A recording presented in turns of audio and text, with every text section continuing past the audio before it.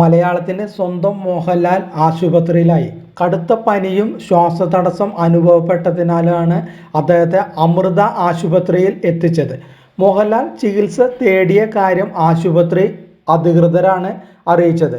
അമൃത ഹോസ്പിറ്റലിലെ doctor Girish Kumar KP ആണ് മോഹൻലാലിനെ ചികിത്സിക്കുന്ന ഡോക്ടർ.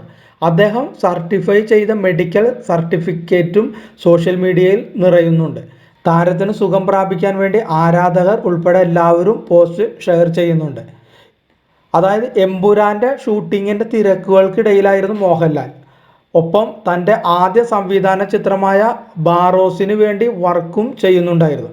ബാറോസിൻ്റെ പോസ്റ്റ് പ്രൊഡക്ഷൻ ജോലികൾ പൂർത്തിയായ ശേഷം കൊച്ചിയിൽ എത്തിയപ്പോഴാണ് അദ്ദേഹത്തിന് അസ്വസ്ഥതകൾ ഉണ്ടായത്. മോഹൻലാലിന് ശ്വാസകോശ സംബന്ധമായ അണുബാധയുണ്ടെന്നാണ് സംശയം.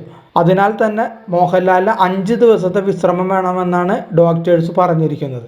64 വയസ്സുള്ള മോഹൻലാലിനെ ഞാൻ പരിശോധിച്ചു. അദ്ദേഹത്തിന് കടുത്ത പനിയും ശ്വാസതടസ്സവും പിന്നെ മസിൽ പെയിനും ഉണ്ട്. അദ്ദേഹത്തിന് ശ്വാസകോശ സംബന്ധമായ അണുബാധയുണ്ടെന്ന് സംശയമുണ്ട്.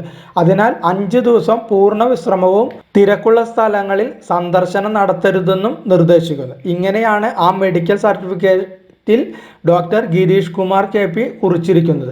മോഹൻലാൽ സുഖം പ്രാപിച്ചു വരുന്നതായി ആശുപത്രിയിൽ നിന്നുള്ള പുതിയ മെഡിക്കൽ റിപ്പോർട്ടുകൾ പറയുന്നു.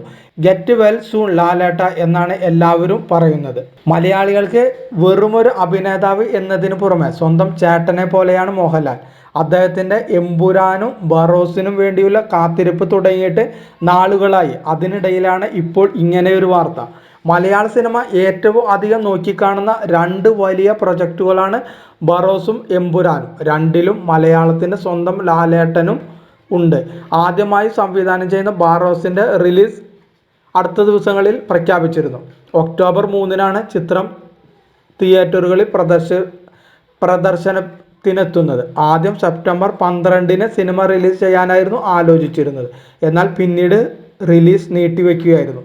പൃഥ്വിരാജിൻ്റെ ലൂസിഫറിന് ശേഷം അതിൻ്റെ 2ാം ഭാഗത്തെക്കുറിച്ചുള്ള ആകാംക്ഷയും ഒപ്പത്തിനൊപ്പമുണ്ട്. ഈ വർഷം തന്നെ എമ്പുരാൻ റിലീസ് ചെയ്യുമെന്നാണ് സംവിധായകൻ പറഞ്ഞിട്ടുള്ളത്. മോഹൻലാലിൻ്റെ ഒരു ഡബിൾ ലുക്കിനായി ആരാധകരെല്ലാം കാത്തിരിക്കുകയാണ്. എത്രയും വേഗം അദ്ദേഹം സുഖം പ്രാപിക്കണമെന്നാണ് എല്ലാവരുടെയും പ്രാർത്ഥന.